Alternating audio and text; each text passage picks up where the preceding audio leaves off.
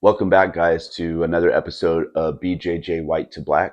I'm Ed Jimmy Cabe, and this is where I document my path to mastery.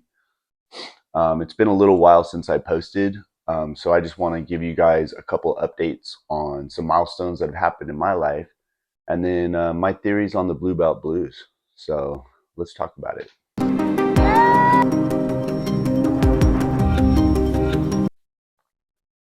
Um, Two milestones that I wanted to share real quick with you guys. I think maybe some people would get some value out of these.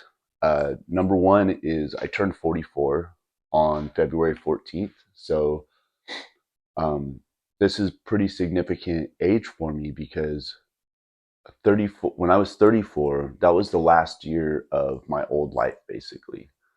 So at 34, I was on pain management for my back injury, looking at maybe getting surgery for it. Um, I was an alcoholic. I was a chain smoker, and my life was really like hell. And there's an event, obviously, in 2015. I talk about a DUI I got that kind of was a catalyst for the change that happened in my life. But waking up at 44, I felt really good. I woke up, I felt healthy, I felt strong. My mind feels super clear. I have a good relationship with myself now. I've conquered a lot of things in 10 years. And I remember when I left home and like went to make these big life changes and left to Oregon and went did Tai Chi with my Tai Chi master and all these things. Um, I was really I didn't know what the future held. I I didn't really know what path to walk. I just knew that what I was doing wasn't going to lead me to the life I was supposed to live. For whatever reason, I just felt like I'm there's like a genetic potential inside of me that I haven't even began to tap into. I felt it like so strong. And so I just became obsessed with uh, finding the meaning of my life and kind of finding what my true genetic potential is. So here, 10 years later, I do feel incredible. And I have not achieved my genetic potential by any means. But it was just very surreal to wake up at 44 and to feel healthy and happy. And um, it's just night and day. So, what my recommendation to anyone who watches this and they're kind of like going through their own struggles, they're going through addiction or whatever, or anything, you're in a bad relationship, you want to do something that's going to make your life better, and you've just been kind of waiting, and just do it, dude. Make the leap. Just believe in yourself and say, I'm going to be the best version of myself. Because, I thought a lot about what the meaning of life is. And it's kind of subjective, right? But in my opinion, a meaningful life is one where you pursue your genetic potential. It could be different for everybody, but what are you capable of? That's a very fulfilling life that I went and climbed this mountain of life, and I got as high as I could go, you know. So that's just kind of a milestone I wanted to share. At 44, I've been curious the whole time. And so I've gone through, doing yoga to heal my back, and then doing Tai Chi to heal the rest of my body, all of my organs, and Qigong to heal my organs, getting back into jujitsu. Um, and then I have been doing some body hacks. And most recently, I listened to this Model Health Show episode by Sean Stevenson. I'll leave a link. And it's all about how to increase your testosterone naturally. So one of the issues that guys have in their 40s is they start taking TRT because their T levels are tanking. And there's a bunch of reasons for the T levels. I'm not an expert. I would recommend you listen to the podcast, but there's a bunch of lifestyle changes you could do to increase your T levels. And so I went to Quest Diagnostics in January. I had a hormone panel done. My T level is like 709, which is pretty good for 44. But I'm going to start doing all of these hacks to see if I can increase it. One of the things I've been doing is powerlifting, ice baths every day or ice shower, um, a sauna once a week, a long sauna, um, cardio twice a week, like HIIT training, and then some dietary adjustments. So I'm going to keep you guys posted on what happens from it. I'm just going to continue to pursue all these things. I'll probably test myself in a couple months, like every 6 months, and see what my T levels are doing and see if I could fight off entropy. Because in one sense, they're going to drop because I'm getting older, but in another sense, they're going to rise because I'm doing these lifestyle changes. So let's see which direction it goes. But the problem with TRT is that once you take it, you have to always take it. You can never get off of TRT because your body stops producing the testosterone. So, in my opinion, if you take it, if you take testosterone, you become a slave. If you lose access to it for any reason, then you won't be able to have like a fulfilled life. So, in my opinion, be a strong, independent man and not be dependent on anything. So, that's my theory on TRT. I'm not hating the guys that do it. I totally get it, especially guys that did like steroids when they were younger and their T levels are tanking. But for me, I'm going to go ham and see if I can increase it naturally. Second milestone, guys, is that it's been 2 years since I was released from prison. So a lot of you guys that know my journey know that I went to prison for a DUI, and I just wanted to kind of share what happened. It hasn't been a very smooth ride, and I wanted to share this experience because I think when you get out of prison, you have this idea. It's like when I was in prison, I was doing the most. I was writing screenplays, going to college, working. I had zero distractions. And then also, like, if you work 8 hours a day in prison on things, you're doing the most. You know, a lot of guys are watching TV all day. So when you get out of prison, and even me doing a lot of things, teaching a Tai Chi class, doing TA, writing my screenplays, going to college, when I got out, life was going a lot faster out here than it was inside. And I made a huge mistake, which is that I jumped immediately into my own business project. I was able to get financing for a project, and I worked tirelessly for like 18 months. I lived at my project. All the proceeds that I made went back into it, trying to build something I believed in. But ultimately, my project failed. And I think, in hindsight, it would have been better for me to just work at a regular job. My friends that got out of prison that are really killing it right now, they just went to a regular job, slowly got acclimated into life, didn't take on too much at once because it is a culture shock. I was there for 3 years, so it was really hard. And then when my project shut down, I was homeless. I didn't have anything. I didn't have any money. I didn't have a job.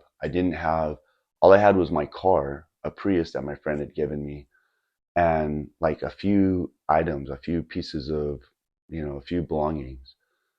I wanted to leave. I wanted to run away. It's all the things that I've done in my life when things get difficult. But instead, I decided to stay and fight. So I got a gym membership. I got a storage unit to put my things in, and I slept in my car for a month and worked out at the gym. I got a job at a hydroponics store, and I just saved all my money, shopped around, found the right place for me to move into. It's actually a beautiful home. I'm very lucky. And then just upgraded my life a little bit. So, anyways, I just wanted to share that because I know if you're getting off of drugs, if you're getting out of prison, uh, I know that you're going to run into some obstacles that are going to be super hard. And I think that's just part of it. I think that's just part of building a new foundation. So, my advice is don't run, deal with the consequences of your actions, be humble, and just be honest with yourself. Like, I can't say, any business situation, any breakup, there's always blame on both sides. There's always people that could do things differently. But it doesn't do me any good to say it's this person's fault or I'm a victim of these things that are happening or life's not fair. It just doesn't make any sense to do that because it's not feeling that way isn't going to make your life better. You know, it's just going to make you sit there and justify why your life sucks or something. I don't want my life to suck. That's not an option. So I'm just own all my mistakes, and learn from them. And I think that's the part, that's the path to wisdom. So, anyways, that's my second update. And it kind of leads me into the Blue Belt Blues, which is what I wanted to talk to you guys about today, which is my theory about what the Blue Belt Blues is. In jiu-jitsu, the Blue Belt Blues is this concept in jiu-jitsu where a lot of guys drop out as blue belts. And I've been thinking a lot about it. And I think, one reason is that when you go into jiu-jitsu and you're a white belt, there's some old person that you're trying to fight off. You're trying to kill off this old you. So maybe you're lazy, maybe you're out of shape, maybe you're a victim, like, you feel like you've been bullied or something. And so you're trying to like become stronger, get in shape, create work ethic, create discipline. And so you do this for like a year, 2 years, and you finally achieve blue belt. And it's like, man, I can, armbar somebody. I've done something consistently for a long amount of time. I got in shape, and then your life starts to get better. Your career notices, like maybe your work notices, and you just become like the opportunities in your life become better. And so I think a lot of people quit because they don't, they kind of got what they needed out of it. And hey, more power to you. And then there's another group of people, like for me, I'm going all the way to mastery because there's this beautiful person that I want to be. And I'm not that person yet. I have a lot of flaws, and there's some issues. Like I have my own demons that I have to fight. And blue belt is like where you're faced with that mask, or the mask starts coming off. I can't tell you how tough I was as a white belt, how, I would just beat anyone's ass and just, you know, I just was this legend in my mind. And as a blue belt, that mask is completely coming off because I get fucked up every day. And guys I wouldn't expect that could be able to beat me in a fight would easily be able to. Jiu-jitsu guys, a bunch of badass nerds. It's like warrior monks, the Shaolin Temple's warrior monks. Jiu-jitsu is like warrior nerds. It's crazy. Um, and so it really is challenging my concepts of who I am. They say it's like the great ego killer, jiu-jitsu. So I think this happens a lot at blue belt. It's like you're faced with this mask. Maybe to do it for a long time, you have to make huge lifestyle changes. You have to stop partying. You have to lose weight. You have to, let go of certain things that are distracting you from training. And that process is a slow process of refinement.